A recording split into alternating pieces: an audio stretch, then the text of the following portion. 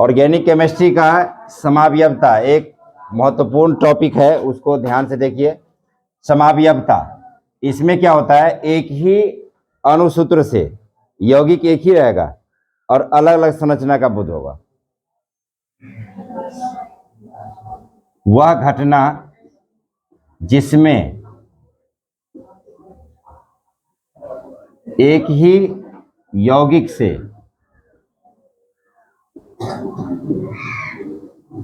कई संरचनाएं प्रदर्शित होती है,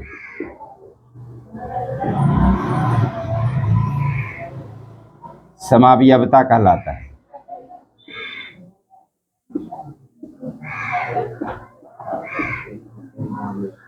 और अलग अलग संरचना, अलग अलग संरचना समावयवी कहलाते हैं या समावयव कहलाते हैं, एक ही बात है। जैसे देखो C5H12 है, ये क्या है, इसका नाम पेंटेन। जब भी C5 है तब पेंट हो गया, पेंट का मतलब हो गया पेंटेन। पेंटेन का सूत्र क्या होता है, अल्केन का सूत्र क्या होता है, अल्केन का सूत्र हो गया CnH2n+2। मतलब इसमें कार्बन जितना डालेंगे हाइड्रोजन 2 गुना से 2 अधिक रहेगा।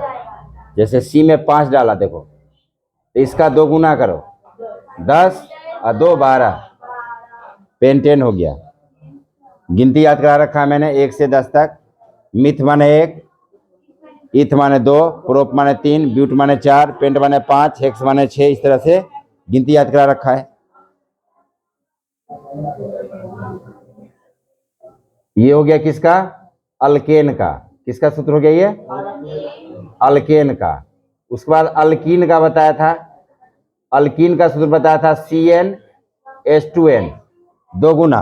कार्बन जितना रहेगा हाइड्रोजन उसका 2 गुना रहेगा। ये किसका हो गया, अल्कीन का। जैसे C4 रखा तो H हो जाएगा 8, ये हो गया देखो ब्यूट, 4 है ना ये, तो ब्यूट यानी ब्यूटीन। इन वाला है ना, ये इन लगाना है इसमें, इन, तो ब्यूटीन हो गया ये। और उसके बाद अल्काइन, अल्काइन का कहा था मैंने, अल्काइन। अल्काइन का सूत्र होता है CnH2n-2। कार्बन जितना डालेंगे हाइड्रोजन 2 गुना से 2 कम कर देना है, ठीक है। जैसे C4 डाला तो H हो जाएगा 6, इसका नाम पड़ जाएगा ब्यूटाइन। ब्यूटाइन, क्या, ब्यूटाइन हो गया। तो ये अल्केन, अल्कीन, अल्काइन हो गया। समझिए बात। तो समावयवता में एक ही यौगिक से, एक ही अणुसूत्र से कई संरचनाओं का बोध होगा। तो ये C5H12 को क्या लिख सकते हैं, देखिए पहला संरचना, 5 बार C बनाएंगे, ऐसे सीधा डाल देंगे, सब में H जुड़ जाएगा, सबके टिप्स पे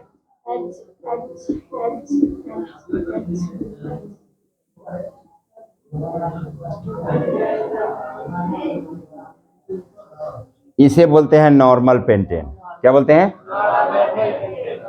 संरचना में यौगिक माने एक कार्बन ऐसा हो, या कोई भी कार्बन जिसके दोनों ओर कार्बन हो, ये कार्बन है, इधर भी कार्बन, इधर भी कार्बन, 2 ही और कार्बन है, तो क्या हो जाएगा ये नॉर्मल। इसका नाम पड़ गया नॉर्मल, नॉर्मल पेंटेन। समझ गए। इसी संरचना को ऐसे लिख सकते हैं,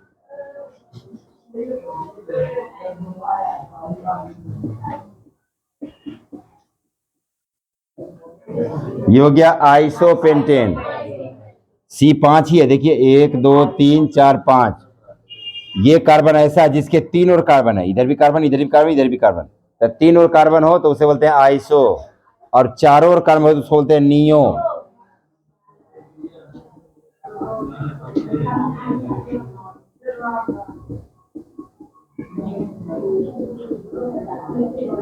इसका नाम पड़ गया आइसो, आइसोपेंटेन। समझ गए बात? इसके बाद इसी को ऐसे लिख सकते हैं,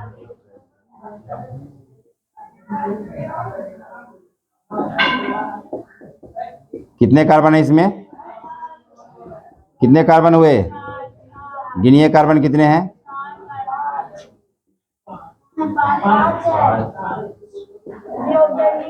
1 2 3 4 5। इसका नाम पड़ गया नियोपेंटेन। क्या नाम पड़ गया? तो क्या देख लिए, एक ही यौगिक से कई संरचना प्रदर्शित हो गया, नॉर्मल पेंटेन, आइसोपेंटेन और नियोपेंटेन। इसका नाम पड़ गया नियोपेंटेन। नियोपेंटेन, नियोपेंटेन मतलब पेंटेन के 3 समावयवी बने। पेंटेन के 3 समावयव, ये पेंटेन का समावयव हो गया, ये भी पेंटेन का समावयव हो गया, ये भी पेंटेन का समावयव हो गया। समझ गए बात? ब्यूटेन के 2 समावयव बनेंगे, ब्यूटेन के। ब्यूटेन का सूत्र C4H10, ये हो गया नॉर्मल, नॉर्मल ब्यूटेन हो गया, ठीक है। N माने नॉर्मल, नॉर्मल ब्यूटेन, और एक हो जाएगा आइसोब्यूटेन। देखिए ये क्या हो गया? आइसोब्यूटेन। नियोब्यूटेन नहीं होगा। ब्यूटेन के 2 ही समावयव बने, नॉर्मल और आइसोब्यूटेन। पेंटेन के 3 समावयव बने। समझ में आया? फटाफट लिखिए इसको, दूसरा टॉपिक बताते हैं फिर।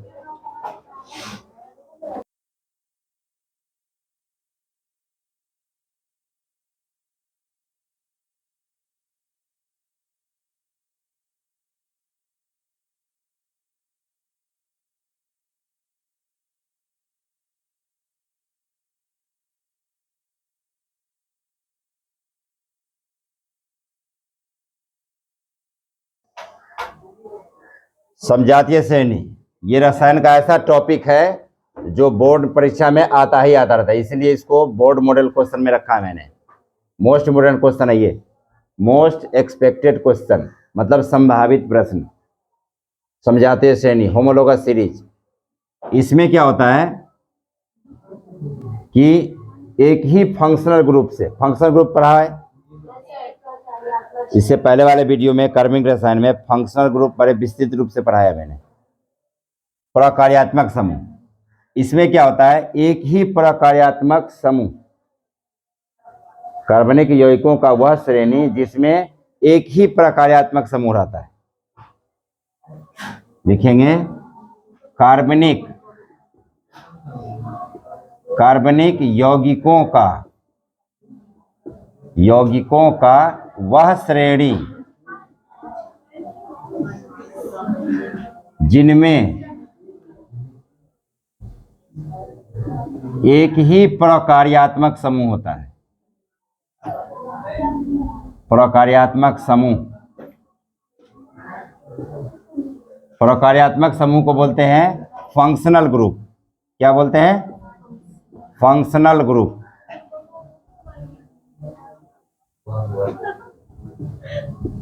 कार्बनिक यौगिकों का वह श्रेणी जिसमें एक ही फंक्शनल ग्रुप होगा, सेम फंक्शनल ग्रुप होगा, पूरे श्रेणी में एक ही प्रकार्यात्मक समूह होता है, समजातीय श्रेणी कहलाता है। तथा किन्हीं 2 लगातार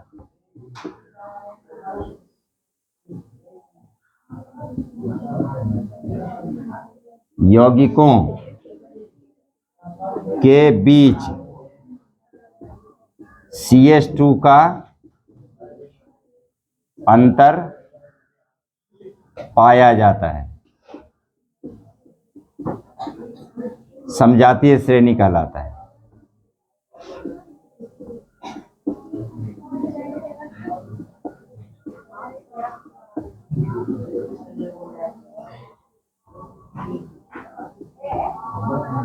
उदाहरण देखो, जैसे अल्केन का श्रेणी लिखते हैं पूरा, CH4, C2H6, C3H8, C4H10, C5H12, C6H14। ये अल्केन वाला है। इसमें क्या देख रहे हो, इन सब में एक ही फॉर्मूला है, क्या है, अल्केन का। ये किसका, ये अल्केन का। अल्केन का सूत्र होता है CnH2n+2। सब में सेम फॉर्मूला लग रहा है, नहीं? Methane, ethane, propane, butane, pentane, hexane, और इन दोनों में CH2 का अंतर है। इससे एक C ज्यादा है और H2 ज्यादा है, तो इसमें CH2 का अंतर है, CH2। फिर इन दोनों में देखेंगे तो CH2 का अंतर है। किसी दो लगातार यौगिक के बीच देख लो, इन दोनों के बीच भी CH2 का अंतर है। देखो, इसमें और इसमें एक C अधिक है और H2 अधिक है, नहीं? तो CH2 का अंतर है इसमें। फिर इसमें भी CH2 का अंतर है, तो ये जो कहलाएगा समजातीय श्रेणी कहलाएगा। अल्कीन में भी होगा समजातीय श्रेणी, alkyne, C2H4, C3H6, C4H8, C5H10, C6H12, C7H14, क्या अंतर, CH2 का अंतर पाया जाता है। तो अल्कीन का सूत्र क्या होता है, CnH2n, दो गुना होता है ना, कार्बन जितना है हाइड्रोजन दो गुना रहता है अल्कीन में। उसको याद रखिए, एन में माने अल्केन में दोगुना से दो अधिक रहता है, इन में दो गुना रहता है, और आइन में दो गुना से दो कम रहता है। तो ये अल्कीन वाला हो गया। इसमें भी देखते हैं CH2 का अंतर पाया जाता है, CH2 का अंतर है, CH2 का अंतर है।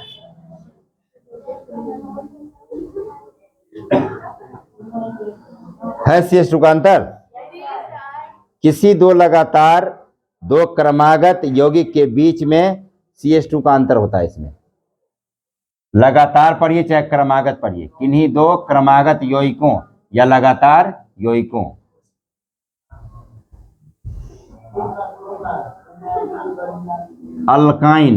अल्काइन में भी समजातीय श्रेणी होता है, जैसे C2H2, C3H4, C4H,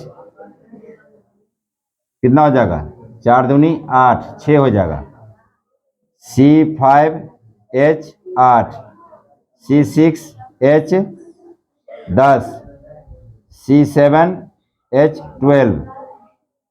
CH2 का अंतर है, CH2 का अंतर है, CH2 का अंतर है। तो क्या देख लिया, कार्बनिक यौगिकों की वह श्रेणी जिसमें प्रकार्यात्मक समूह सेम होता है। इसमें प्रकार्यात्मक समूह क्या हो गया, इन, ये एन हो गया, अल्केन, अल्कीन, अल्काइन। तो इन सब, इसमें किसी दो लगातार यौगिक के बीच CH2 का अंतर देख लिया, इसमें भी देख लिया, इसमें भी देख लिया। तो कार्बनिक यौगिकों की वह श्रेणी जिसमें एक ही प्रकार्यात्मक समूह या फंक्शनल ग्रुप होता है तथा किन्हीं दो लगातार यौगिकों के बीच CH2 का अंतर पाया जाता है, समजातीय श्रेणी कहलाता है। समझ गए? और इसका प्रत्येक यौगिक समजात कहलाते हैं। क्या कहलाते हैं, समजात कहलाते हैं। क्या, समजात। और प्रत्येक यौगिक समजात कहलाते हैं, समजात कहलाते हैं। जैसे अल्केन का ये सब क्या हो गया, कोई सा भी यौगिक समजात हो गया, ये भी इसका समजात हो गया, ये इसका समजात हो गया, ये इसका समजात हो गया। ठीक है, लिखिए फटाफट इसको।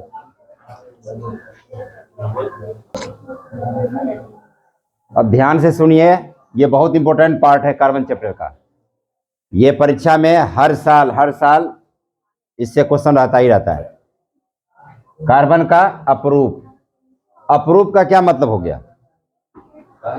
एक ही तत्व के अलग अलग रूप में पाए जाने की घटना को अपरूपता कहते हैं। बहरूपिया, बहरूपिया देखा है? बहरूपिया माने शकल एक ही रहता है, वही आदमी जो है कभी सुनो है वो जो नाच करने वाला होता है नटुआ, नटुआ क्या देखते हो? वो साड़ी पहन लेता है, औरत का वेश धारण कर लेता है। नहीं, साड़ी बड़ी हटा दिया, फिर पुरुष का भी वेश धारण कर लेता है, तो वो क्या अपरूप, वो क्या हो गया? माने बहरूपिया, माने सकल चीज एक ही रहेगा, उसी को अलग अलग नाम से पुकारा जाएगा। तो कार्बन का अपरूप पढ़ेंगे। कार्बन के भिन्न भिन्न रूप में पाए जाने की घटना को कार्बन के अपरूपता कहते हैं, और वे भिन्न भिन्न रूप अपरूप कहलाते हैं। कार्बन के भिन्न भिन्न रूपों में पाए जाने की घटना को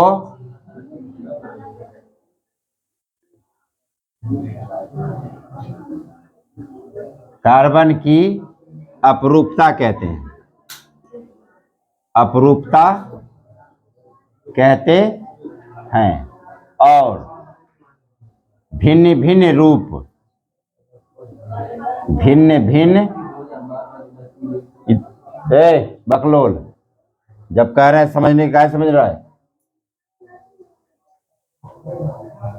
हेलो, कहाँ खोए हुए हो आप लोग? कमाल है, क्या बात है?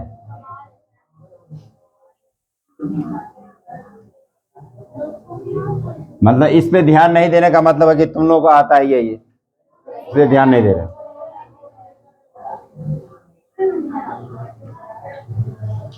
और भिन्न भिन्न रूप अपरूप कहलाते हैं।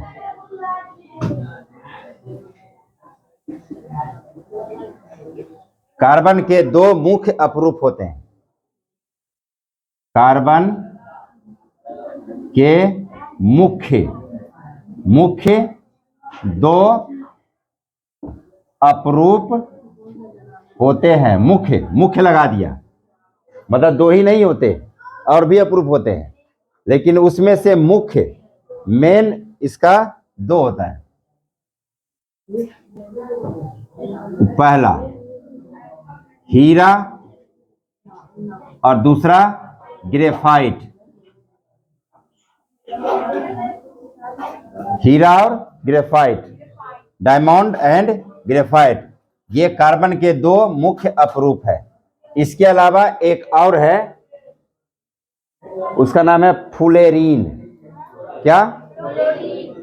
फ्लोरीन नहीं, फुलेरीन। फुलेरीन कार्बन के ही वो भी अपरूप है। फुलेरीन कार्बन के एक तीसरा भी अपरूप है, वो है फुलेरीन।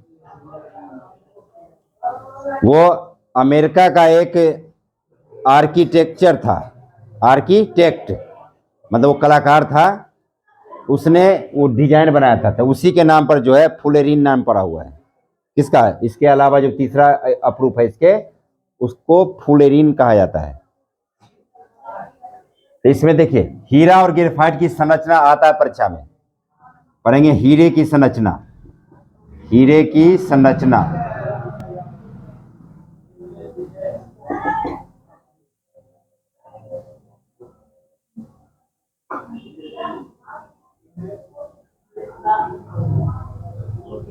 यह अपने पड़ोसी चार कार्बन से घिर कर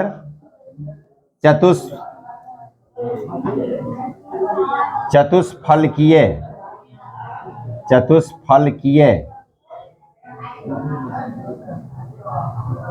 मतलब टेट्राहेड्रल। क्या? टेट्राहेड्रल। टेट्राहेड्रल चतुष्फलकीय मतलब टेट्राहेड्रल संरचना बनाता है।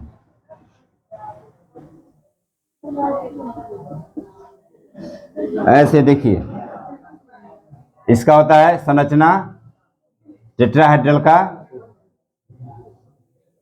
ऐसे। ये कार्बन है समझ लो। इसके इधर कार्बन हुआ, इधर भी कार्बन हुआ, इधर भी कार्बन हुआ, इधर भी कार्बन हुआ। 4 कार्बन है, 1 2 3 4। तो इसको बोलते हैं चतुष्फलकीय। जैसे फिर मान लो ये कार्बन है, इसके इधर कार्बन, इधर भी कार्बन, इधर भी कार्बन, इधर भी कार्बन, इस तरह से। फिर मान लीजिए ये कार्बन है, इसके इधर भी कार्बन, इधर भी कार्बन, इधर भी कार्बन, इधर भी कार्बन, इस तरह से। इधर भी कार्बन, इधर भी कार्बन, इधर भी कार्बन, इधर भी कार्बन। ये हो गया हीरा की संरचना। क्या हो गया? क्या कर रहे हैं? किसकी संरचना हो गया? ये हीरे की संरचना हो गया। तो हीरे की संरचना कैसा हो गया? चतुष्फलकीय। कैसा हो गया? क्या कर रहे हो? इसका चतुष्फलकीय। लिखने में गड़बड़ हो सकता है, लेकिन हम जो बोल रहे हैं उस पर ध्यान दीजिए, ठीक है? तो ये हो गया हीरे की संरचना। इसके बाद है किसका? ग्रेफाइट की संरचना। ग्रेफाइट की संरचना।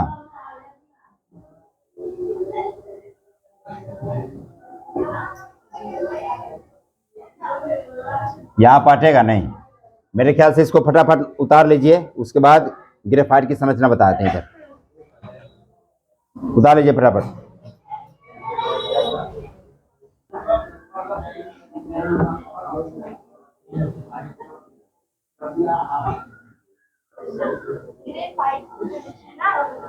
अब देखेंगे ग्रेफाइट की संरचना। कार्बन के मुख्य रूप से कितने अप्रूफ हो गए? 2 अप्रूफ हो गए। कार्बन का मुख्य 2 अप्रूफ हो गया, हीरा और ग्रेफाइट। इसके अलावा एक तीसरा भी अप्रूफ होता है, उसका नाम है फुलेरीन।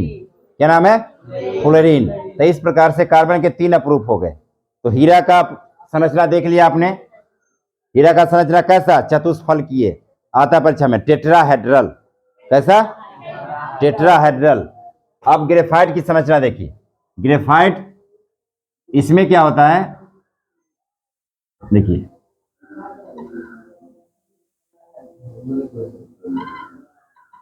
देखो बनाने का तरीका देखो। एक यहां पे ऐसे पॉइंट लगा देना है, एक यहां पॉइंट लगा देना है, और ऐसे ज्वाइन कर देना है, ऐसे। फिर देखो ये तो है ही, फिर यहां पे ऐसे लगा लो, यहां पे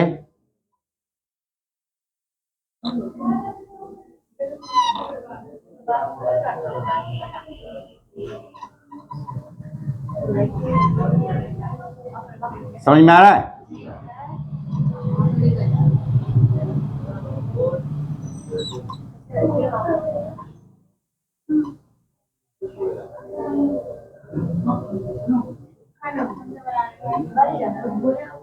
समझ में आ रहा है कि नहीं? ये किसकी संरचना है? ग्रेफाइट की। इसमें क्या होता है कि प्रत्येक कार्बन अपने पड़ोस के 3 कार्बन से मिल करके, देखो ये कार्बन है, इसके 3 और कार्बन है, 1 2 3 हुआ नहीं? ये कार्बन है, 1 1 2 3, माने इसके 3 होता है, 3 कार्बन है, 1 2 3। जैसे ये है, इसकी क्या है? 1 2 3। तो इसमें प्रत्येक कार्बन अपने पड़ोस के 3 कार्बन से मिलकर षटफलकीय या षटकोणीय, क्या? षटफलकीय, 6 फलक हो जाता है इसमें, 1 2 3 4 5 6, षटफलकीय संरचना बनाता है। हेक्सागोनल, षट माने 6 हो गया ना, 6 का हेक्स होता है ना, तो हेक्सागोनल। देखिए इसमें प्रत्येक कार्बन, इसमें प्रत्येक कार्बन अपने पड़ोस के 3 कार्बन से मिलकर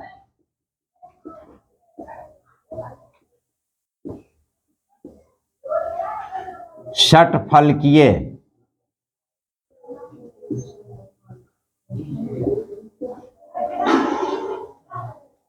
संरचना यानी हेक्सागोनल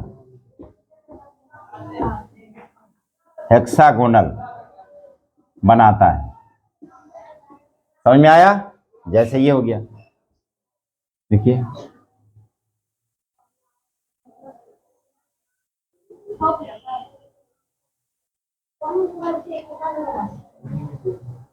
समझ में आया? इसे सुना लेंगे। तो ये हो गया ग्रेफाइट की संरचना। हीरा और ग्रेफाइट, इन दोनों में अंतर क्या है?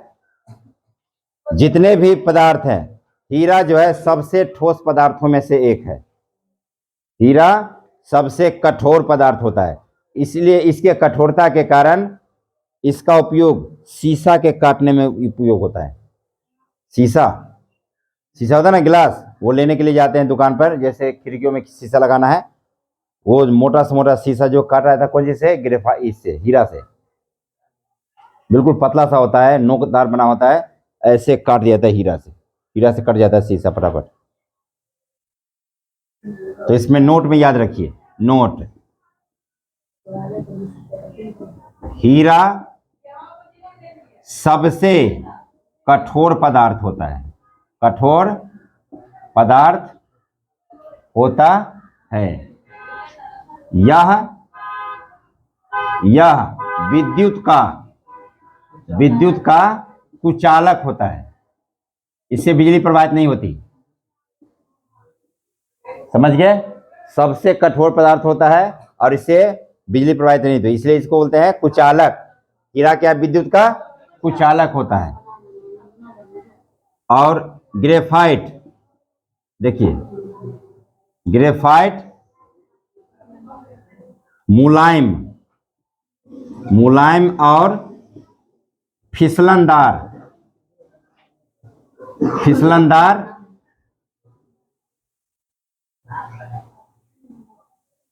होता है। यह विद्युत का सुचालक होता है।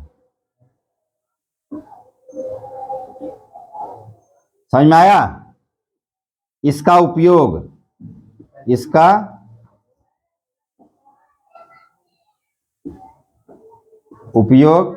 पेंसिल बनाने में भी किया जाता है, पेंसिल बनाने में किया जाता है। समझ गए?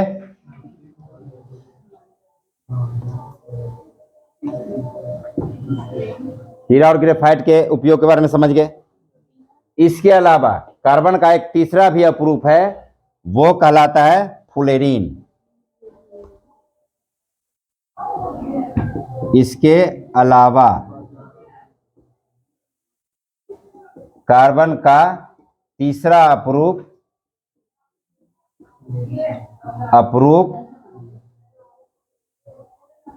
फुलेरीन है। फुलेरीन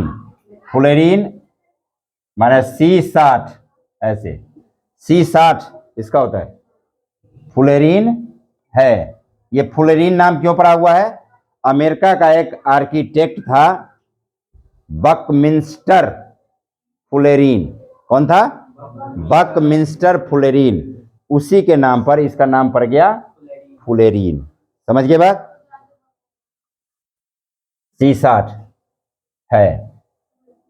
इसकी संरचना फुटबॉल के आकार का होता है, फुटबॉल के आकार का होता है, फुटबॉल के आकृति जैसा होता है,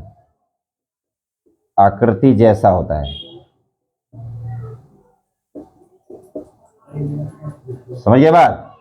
फुटबॉल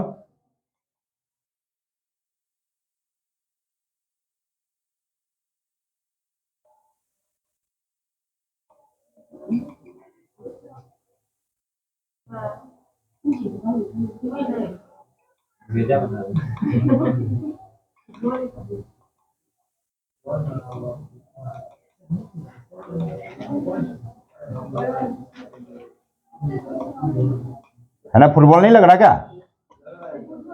माने फुटबॉल जैसा होता है ये, इसकी आकृति जो है फुटबॉल, बिल्कुल फुटबॉल जैसा लगता है देखने में।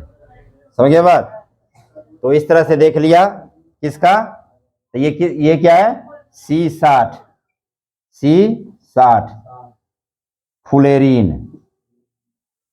फुलेरीन याद रहेगा, हीरा, ग्रेफाइट और फुलेरीन, हीरा, ग्रेफाइट और फुलेरीन। हीरा कैसा हो गया, चतुष्फलकीय, ग्रेफाइट कैसा हो गया, षटफलकीय, क्या, षटफलकीय, टेट्राहेड्रल, हेक्सागोनल, और इसका कैसा हो गया, फुटबॉल के आकार का हो गया। Any problem? आशा है समझ में आया होगा।